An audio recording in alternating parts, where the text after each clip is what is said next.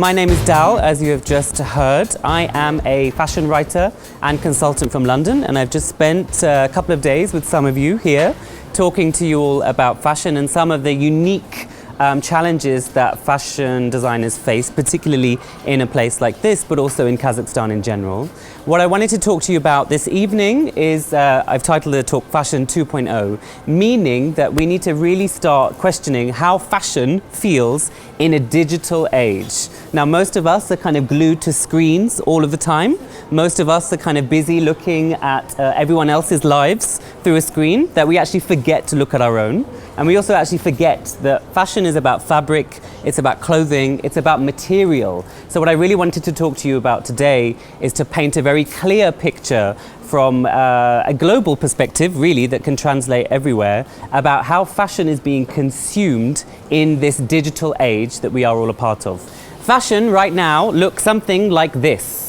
So this, for example, is two visual examples of virtual reality experiences that both Christian Dior and Topshop have both involved themselves in. So now this is a very new platform for how fashion is being experienced. We now want to go into a virtual reality that we have forgotten about the reality that's in our own lives. So we are moving further and further away from actually experiencing what fashion is all about. Fashion has changed dramatically in the last couple of years, and that's something that is continuing to change. So what all of us that work in this industry need to consider is, how does this impact on the design process? Why am I spending so long thinking about a jacket or a print or a color if people are just going to go like this very, very quickly on Instagram? So that's something that's really crucial with all of the designers that I work with. They are faced with this challenge. You have big brands doing things like this, so how can smaller designers and labels even compete in this crowded marketplace? Most recently, I'm sure you all would have seen that Louis Vuitton had their third outing of this exhibition called Series 3 in London. Now this has been going for 3 seasons, of course, the clue is in the title, number 3. Now this was a multimedia experience. Did anyone get a chance to go? Has anyone been in London at the same time? Now this was a multimedia experience, so basically bringing the brand to life, but in a way that was incredibly digital. But what was unique about this experience is that they actually had garments in the exhibition that you could touch. And that sounds like a kind of quite obvious statement to make, but in this day and age, as I say, we're moving further and further away from actual clothing. Fashion has become something much, much bigger than just an item on your back. So that's something to think about. At the same time as this, we also had Mademoiselle Privé, another exhibition that Chanel put on, again in London. But this exhibition was experienced primarily through an app. So visitors to the exhibition had to download an app in order to see what was in front of their actual eyes. And that, I think, is a really interesting contrast to the way that we're living right now. We have these things right in front of us, but we are looking at them through a screen. And most of us are living our lives lost in this screen. And now luxury fashion brands are starting to recognize how this can be communicated in a way that makes them feel, or makes us feel, like we're learning something new. So this here is about Chanel number 5. So this fragrance, all of these little pools of colored water were actually giving off the fragrance of Chanel number 5 in this room. So again, it was a very physical experience, meaning that if you look at this online now, it doesn't really look like a very special image, but actually when you're physically in that space, you got something more, you got something different. So that's something to really think about again, that if you are ever doing an event, yes, of course, it needs to look good through a screen, but it also needs to feel good for the people that are there. Hopefully this evening will feel like that for you. This is how Chanel's exhibition was talked about online. These, of course, I'm sure you're all recognizing, this newfound, what we call narcissism, so people loving to take photographs of themselves and completely ignoring the things that they had been invited to see. So you have to really consider, if you're putting something on as a luxury brand or any sort of brand, how important is it for them to really leave with more information about you? Now, most people are just interested in making sure that they showed people that they were there.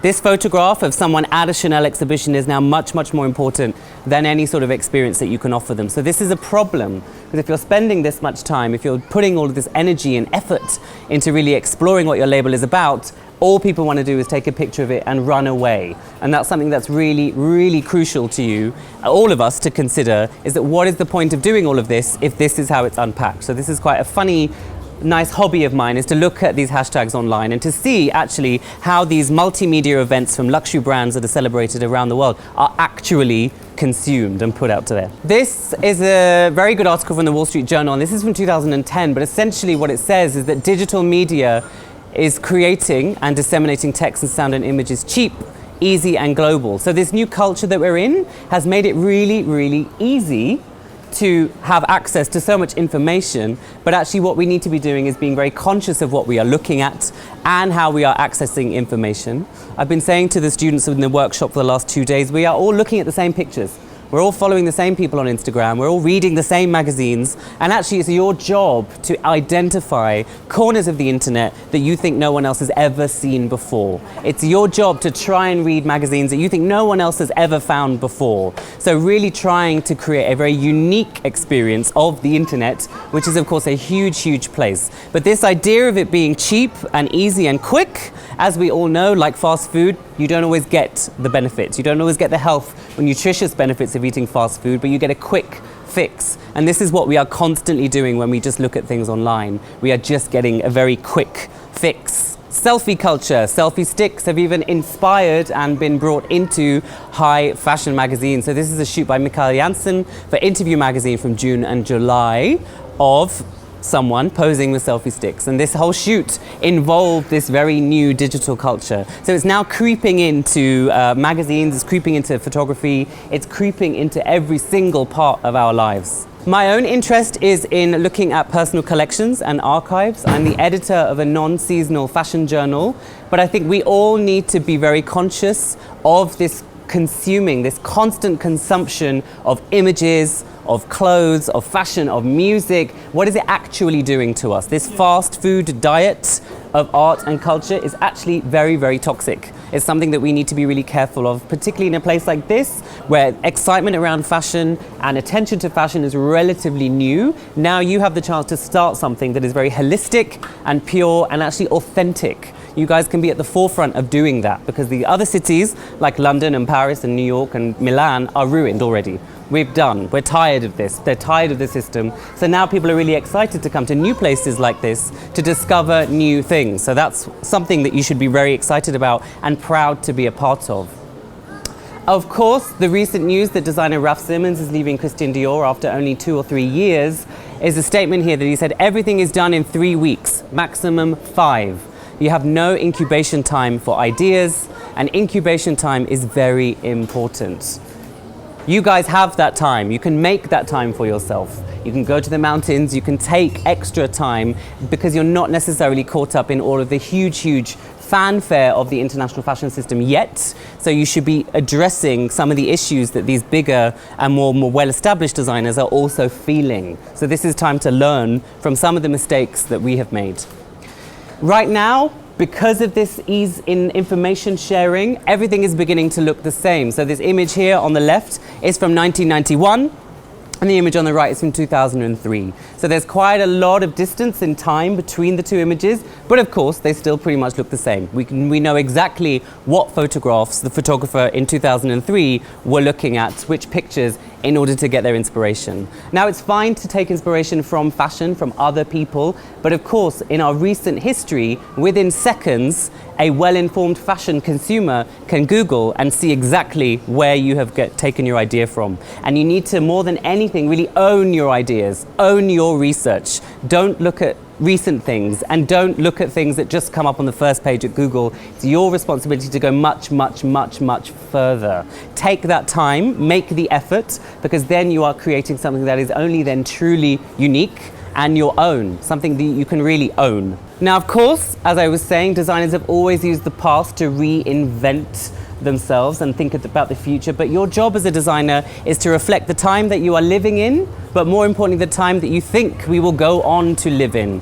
We're able to experience so much at the touch of a button. We can travel to London all together right now. You can have a virtual tour of Harrods, the department store, all of us right now in this store, and that in itself is potentially a problem, because it means that we don't want to move. It means that we become lazy, it means that we become stagnant, and that's something that we all need to fight against. This here, for example, this image illustrates again the issue at bay, which is because we are only researching, our recent history, we are recreating the same look over and over and over again.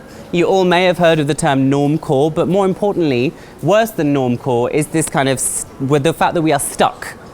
Largely on an international level, fashion is stuck. It's stuck in the same position. And again, we are desperate for something brand new. This cycle, with this digital age, with the technology that we have available to us, it's so exciting, but we need to really use it. We need to kind of explore how this can be used to our benefit.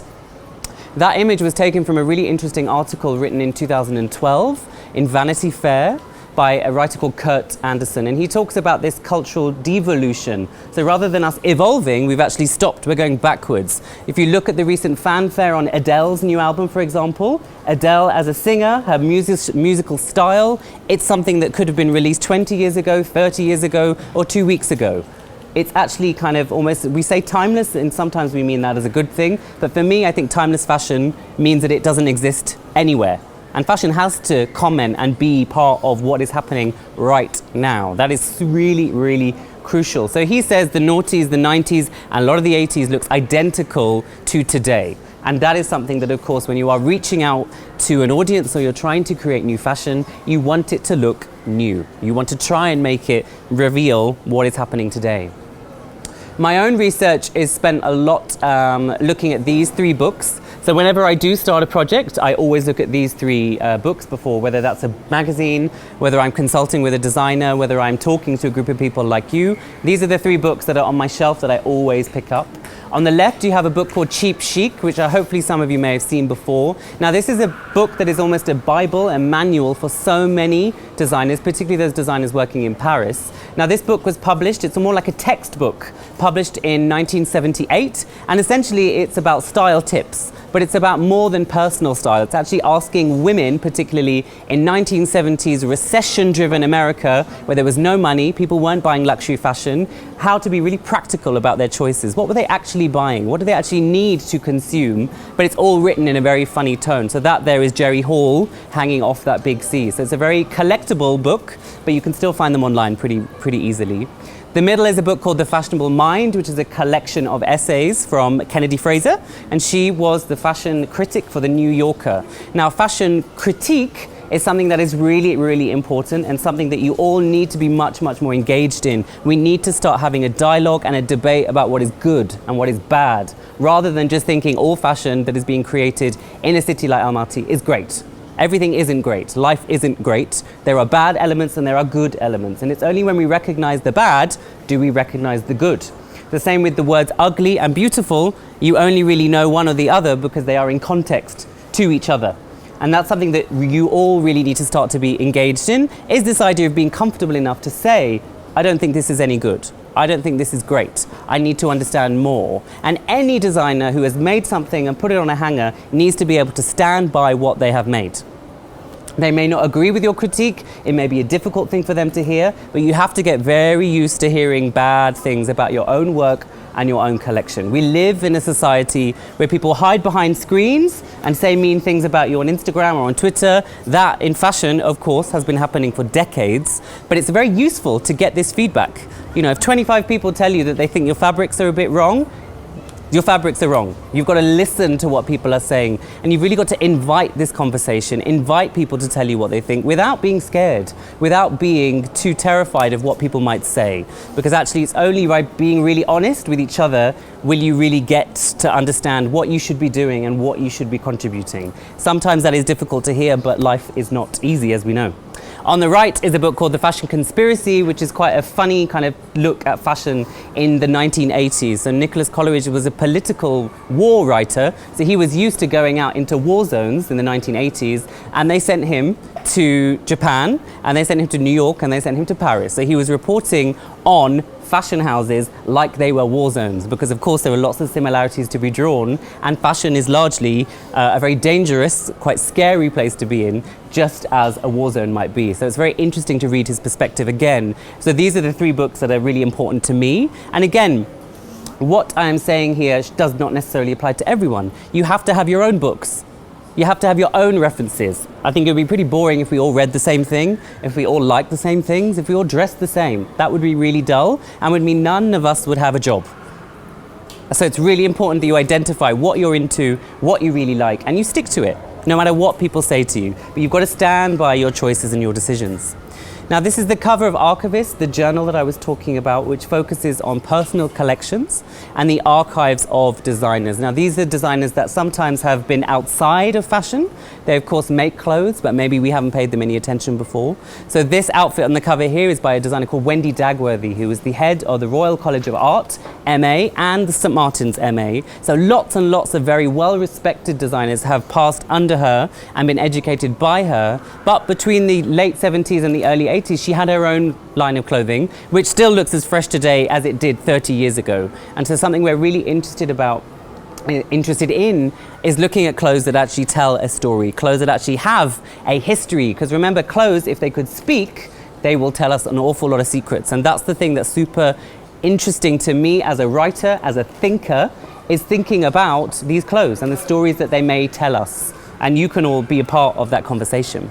So it's also a place for research, critical debate, as I said, which is super important, and a comment on fashion's place in contemporary life. What is the point of making clothes? In a recession like this, where the money is going, it means something one day, it means something the next. There are no jobs, people are really scared about their security. Why spend ages making a really beautiful collection of dresses and trousers and shirts? Why bother? Fashion designers tend to make fashion if they can't do anything else. That's all they were born to do. There's nothing else they can do, so that's why they do it. But entering this business is, as I'm saying, incredibly tough. So you need to be able to have the strength to stay around. And it's only the strong ones that actually live out how difficult this industry can be. But it's really important that you understand why you are making clothes, why you are deciding in this very difficult climate to bother. Because most of you could probably stop and go on and do something else that might be more enjoyable. What's really important to realize is that the fashion industry is so much bigger and more important than just designers. So do we need 20 designers all, trying really hard to make it in a city like this, where maybe we need some stylists, maybe we need some art directors, maybe we need some photographers? So really trying to find your niche and collaborating and working together. Again, it's something we've been talking about in the workshop. So some of you all have different skills, but it's really important that you identify them and actually think, well, actually you're better at taking pictures than I am, so maybe you can shoot my collection. You're better at sewing than I am, so maybe you can help me make collection. You're better at fabrics, you're better at color. So let's collaborate, let's do this together. And then of course you'll be much stronger. Again, this is an interview with Shelley Fox, who is now the head of the MFA. So there's a master's program at Parsons in New York. So she's a Donna Karan professor. But in the late 90s, she was working in London, was one of the first designers to win a very respected arts prize, which had only ever been given to artists before. And actually giving and being awarded that prize actually killed her business.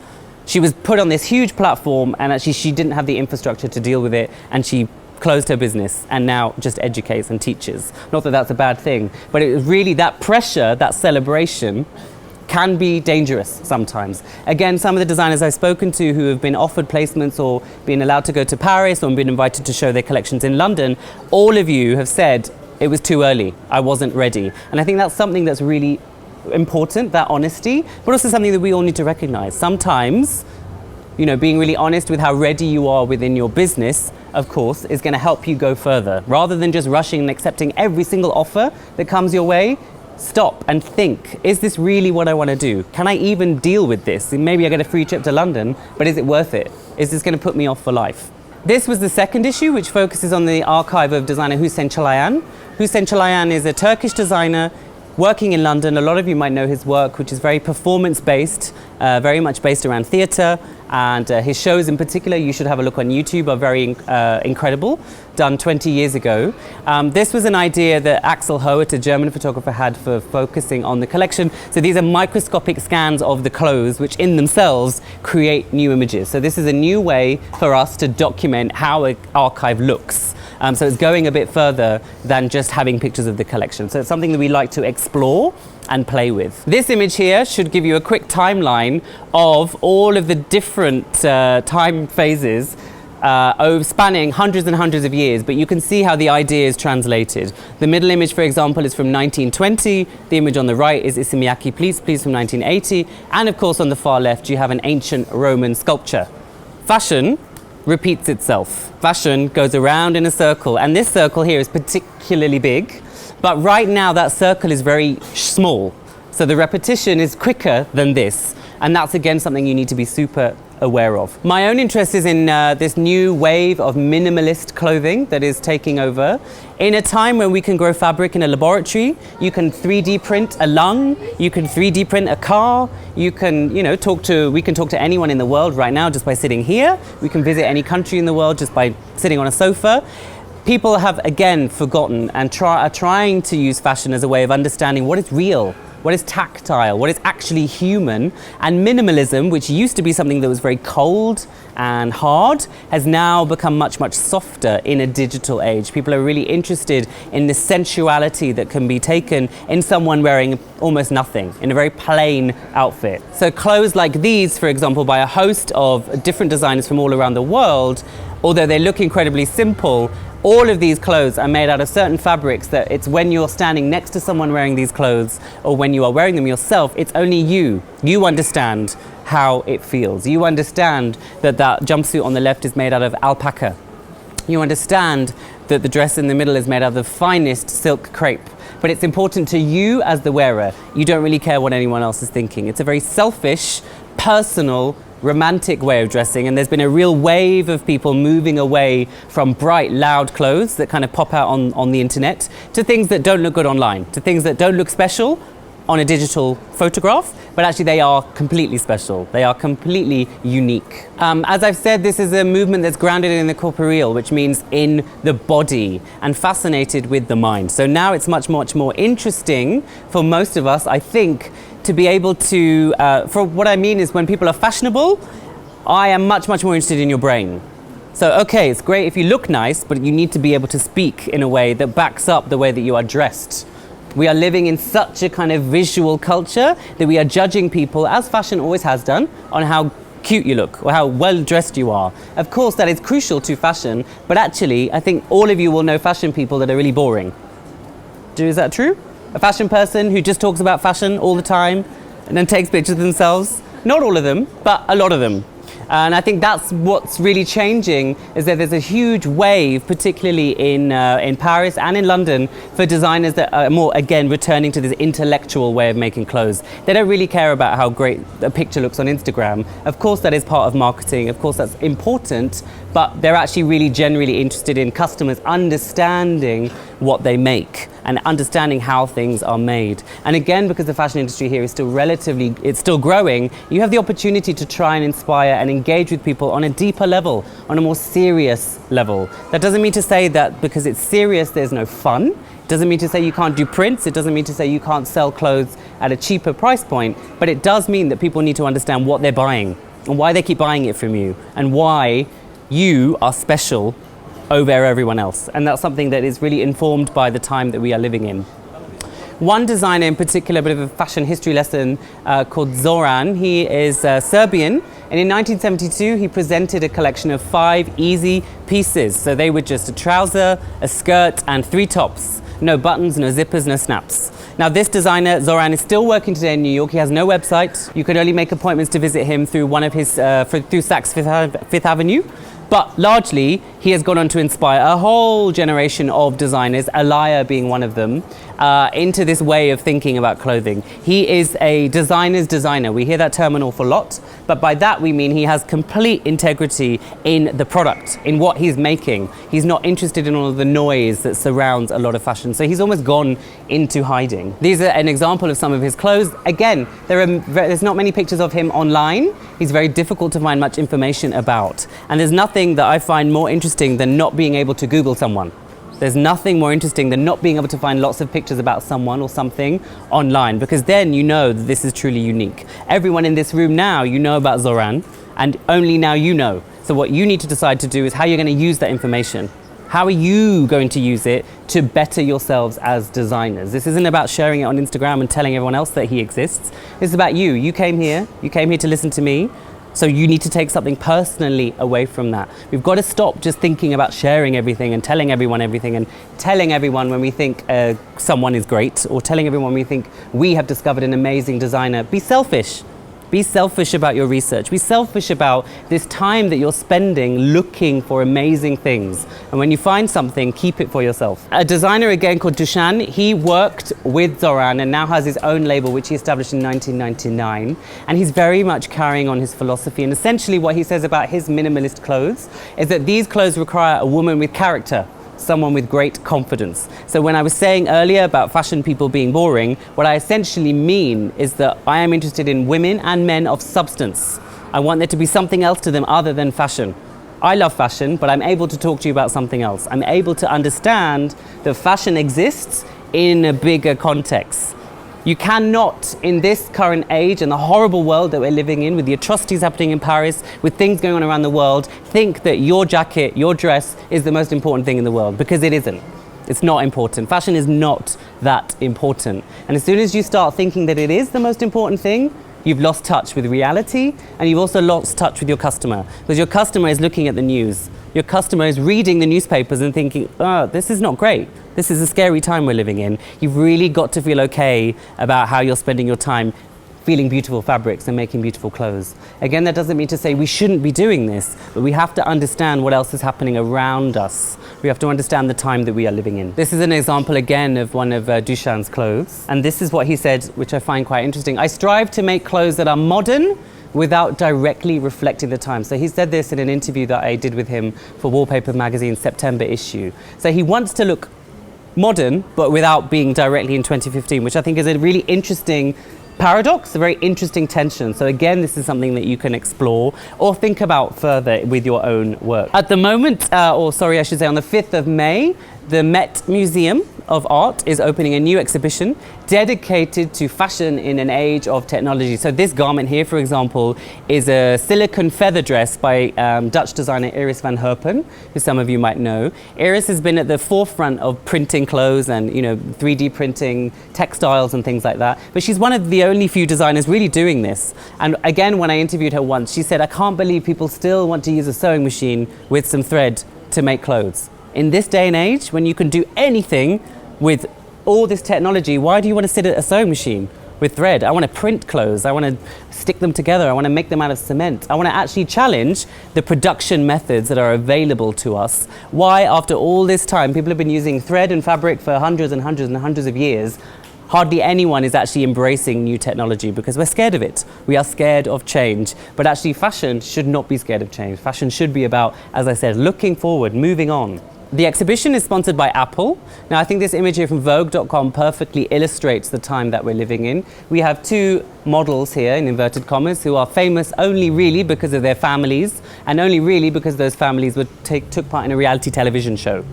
So the celebrity aspect of fashion, of course, is very important, but we have forgotten about the clothes. We have forgotten about the fabric. We have forgotten about the fit. And this is a massive problem for all of you making clothes in this day and age. It may seem like this is really exciting, it may communicate your clothes to more people, but ultimately it moves you further and further away from being a designer. There are lots of people that what I'm saying might go over your heads and you may think, I don't care about this.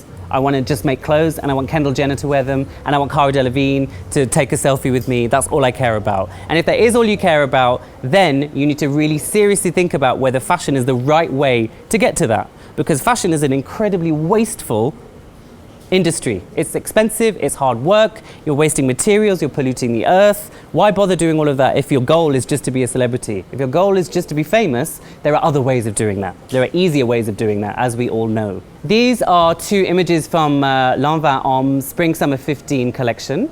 Now, L'Envers Homme, of course, is a French house, and I interviewed the creative director Lucas Ossendrever for the Autumn-Winter 2014 issue of Varon, and he said something very interesting to me. Everything tends to look the same through a screen.